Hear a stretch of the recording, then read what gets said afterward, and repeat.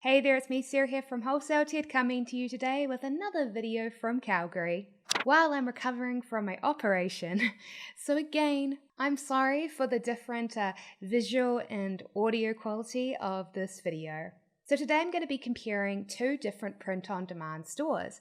Now one is a winning store that is making lots of money, and the other is not. And don't worry if you are watching this and you're dropshipping and you're not doing print on demand, because I've actually got some dropshipping specific tips in this video as well. So I highly recommend that you keep watching.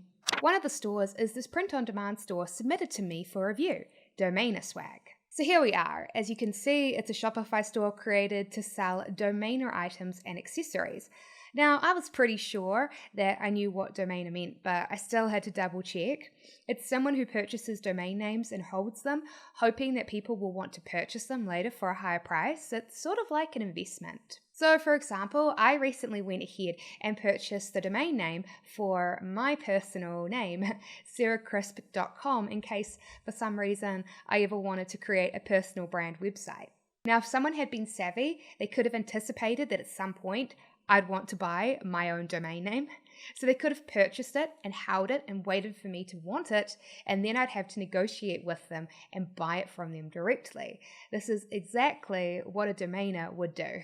And so if we scroll down, you'll see that they've got different shirts with different jokes aimed at people who are, well, domainers. And if we keep scrolling down, you can see the rest of their homepage design, including the footer. And if we come back up, we can check out the products that DomainASwag has listed, all 6 of them, which immediately is way less than the usual 20 I recommend. Although, as you'll see later, they are secretly stocking more than 6. So yes, this is their store. Now, unfortunately, DomainASwag, the truth is, your store isn't very good. Right now, the items in your store are not going to sell, and that's for 3 reasons. 1, the product selection is too niche. 2, many of your products are poorly designed. And 3, the store does not look trustworthy. Now, as I said, in addition to explaining why I don't think that this store is set to be a profitable, successful store, I'm also going to be comparing it to a store that is a currently profitable, successful, winning store. So here is a store that I've featured before on the site, Smash Transit. They are a successful print-on-demand store run by a millennial couple making their own fortune. Their store is doing very well. They've picked a niche that is popular but not too popular. They've designed great products, and their store is very trustworthy. So let's see what DomainASwag does wrong and what Smash Transit does right. And again, a lot of these mistakes apply to dropshipping stores as well. So if you have downloaded our ebook, The 6 Steps that 6-Figure Dropshipping Stores Follow to Make Over $10,000 a Month, then you should be sure to keep watching. And if you haven't downloaded that ebook and you'd like to get it, you can download it for free by clicking on the download link in the video description below.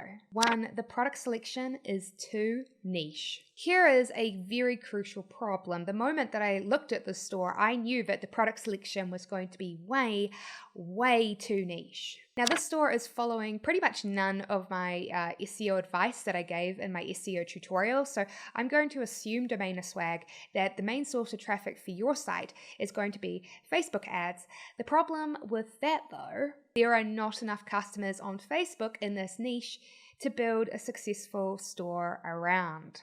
You see, before you either go and invest and create a print-on-demand design or add an AliExpress product to your store, it is a really great idea to go onto Facebook's advertising tools and make sure that there is enough demand for your product.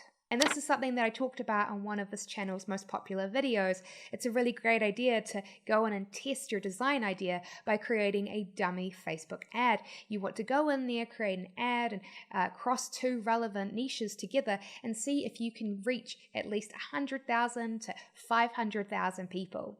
If you can do that, then that means that you've chosen a product with a big enough audience that you can advertise and scale to. If you can't, though, it means that your product is too specific and too niche, and this is exactly what you have done, DomainASwag. Let me show you what I mean. So I'm here on the Facebook ad creator tool. Now you can click on any of these, it doesn't matter what. Once inside, come down to locations. Add United States as it's the country that we recommend starting with here at Wholesale Ted, as it's the country which is most commonly available for fast shipping with print on demand. and make sure to select it to show people living in the USA as well. Now come to detailed targeting and try to find an interest that matches your niche. So for me, I tried typing in domainer, and honestly, as you can see, I got nothing. So I tried to type in domain parking and I got nothing again. So I got desperate. I typed in buying domains, nothing. And finally, I tried cyber investor and nope, nothing. And so immediately these store designs were failures out of the gate, unfortunately, because there was no one to target to and advertise to on Facebook. Yes, this niche is so specific and it's so small that there are no interests that you can select with the Facebook ad targeting tool. So with that in mind, let's compare it to Smash Transit.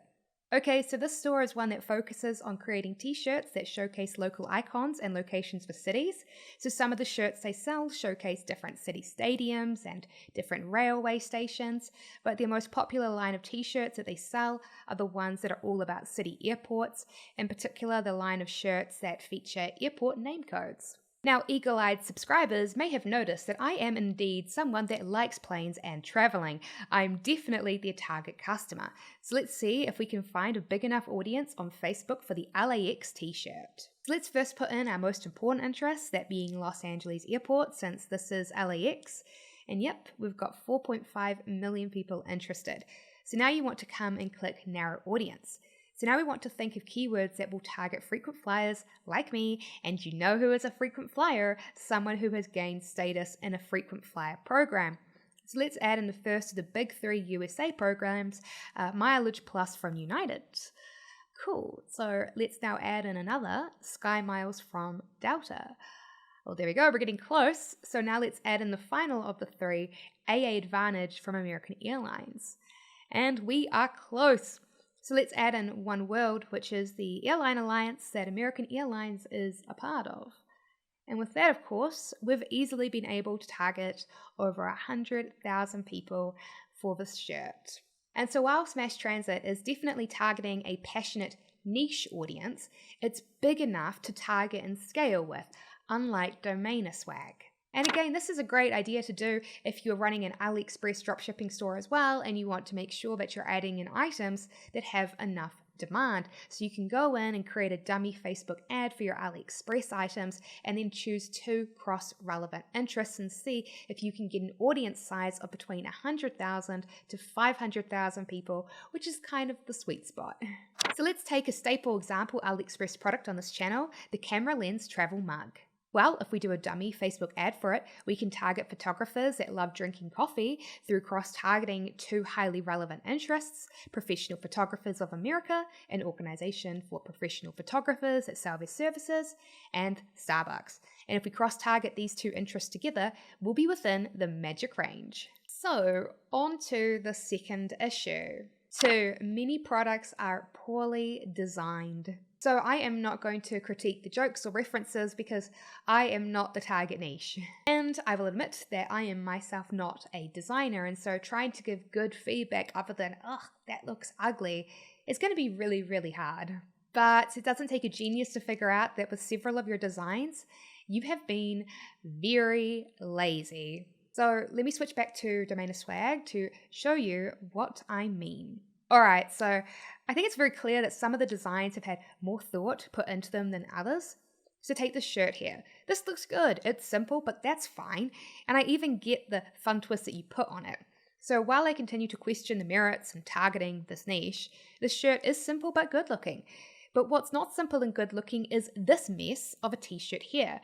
This font is first of all extremely ugly and difficult to read. I had to strain my eyes and brain to take it all in because of the curly, difficult to read text. And honestly, this reeks of laziness. Look at this. It starts out with the lowercase word for with, but then after the full stop, you start with an uppercase word for create. This looks like a design that you put together in 2 minutes, which does terrible things for your credibility. See, here's the thing. Perhaps I come into your store and I see this t-shirt design that I like and I think, oh, that's cool. But then I see this lazy design in the products and I think, what on earth? Quite frankly, it's insulting to sell something that has a grammatical mistake in it. Why would anybody want to buy that? The truth is that I would look at that shirt and think whoever designed that clearly put no effort into trying to create a good product. Wait a minute, that same person, the store, is the one trying to sell me this t-shirt that I actually like? I like the original shirt, but the fact that you had the audacity to try to sell this shirt with a grammatical mistake makes me trust you less. And so now I am far less likely to buy the shirt that I liked in the first place. And so the consequences of being lazy with that one shirt design aren't just that that design's not going to sell, it can impact and hurt your other well-designed shirts too. And I think the laziness and lack of thought for creating a great product can be especially seen in this shirt here. Now, at first I saw this and I had a physical reaction and I was like, ugh, what's that? Apart from the image sizing being way too big and unbalanced, which I won't go into because, again, I'm not a designer by trade, I can explain why this shirt really stood out as offensive. So I went to Google and I looked up stop sign t-shirts, which was when I figured it out. This shirt you've created here looks nothing like a stop sign. A stop sign is quite iconic. It has the white internal border and capitalized text. It's what we all associate with a stop design. And so when you create a t-shirt that features this, it looks so far removed from what a stop sign actually is that it looks insanely lazy. You didn't even bother to add the white stop sign border inside the octagon.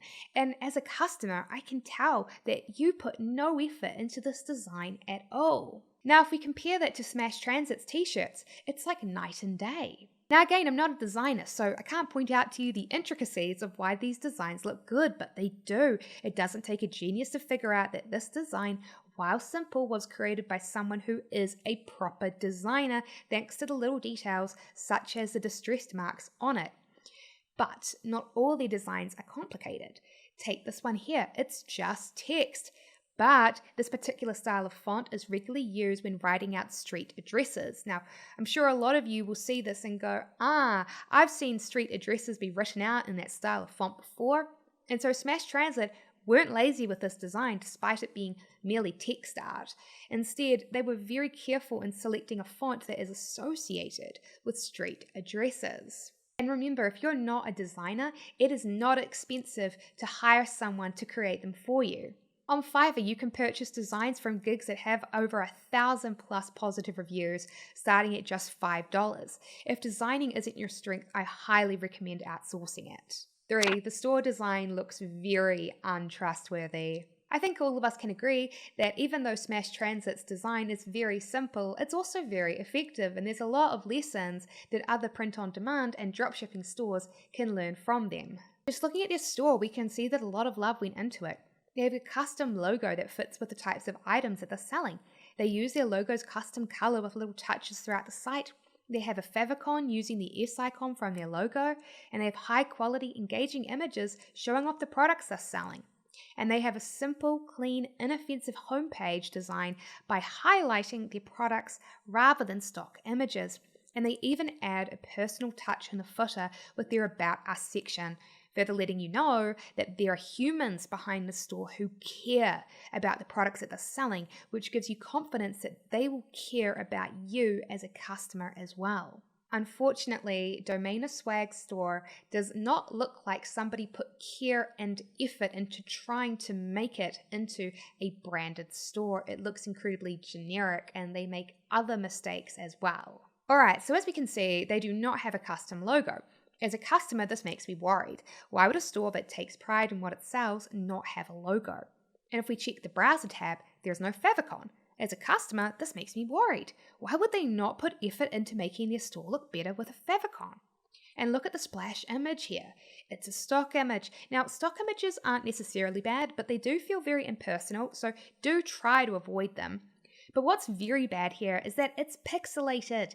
As a customer, I think if they don't take the effort to choose a picture that's big enough and isn't stretched, how can I trust them to put effort into their customer service?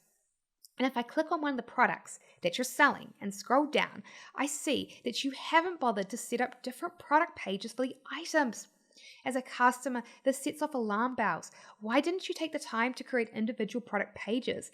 This feels like a time-saving choice for you, at the expense for me browsing through your site and having a better user experience, which makes me wonder if you put your customers first.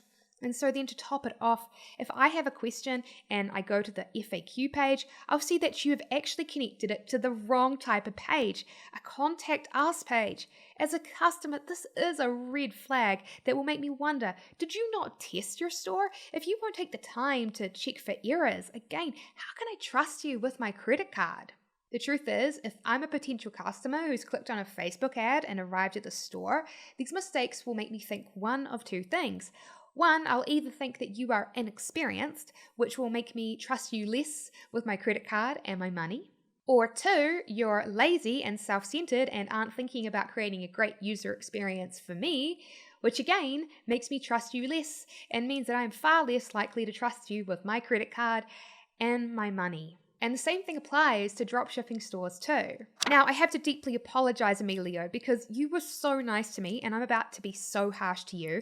But when I saw the name of your store, I instantly realized that you had not created a store with the intention of serving a specific niche of customers. And instead, you simply created a store with a bunch of products that you yourself are interested in. Now, Emilio, you may have had wonderful intentions, and I really hope I don't offend you.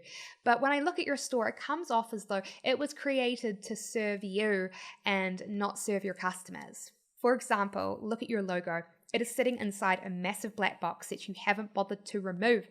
And as a result, it's stretching out the store design, making it really, really bad user experience. As a potential customer, I think, why would he not take the time to fix that? And to be honest, this is so glaring that I might not even notice that you didn't take the time to add a favicon either. And if I did take the time to scroll down, I would see that just like DomainASwag, you did not take time to choose a photo big enough for your image slider. And so now it's stretched out, ugly, and pixelated. And so I would bounce from the store pretty much immediately, Emilio, even if I did click on a Facebook ad for the product, because I would not trust your store at all. And this pretty much sums it up. Do what Smash Transit did and focus on building a store that serves your target customers and not yourself. Now, honestly, laziness and self-centeredness is harsh. For many people, these mistakes will be due to inexperience. And in that case, it's best to stick to a simple, clean design, which is easy to do with Shopify. If you watch my tutorial where I show how to create a Shopify dropshipping store, you'll see a tried and true tested store design and layout. It's simple, it's clean, and I've tested it numerous times, and yes, it sells. That design also works with print-on-demand stores too. So there you go, and if you guys watching this have any advice for DomainASwag, please leave it in the comment section below. And if you learned something from this video, then you should be sure to subscribe and click that little notification bell next to it so that you don't miss out on any of our videos.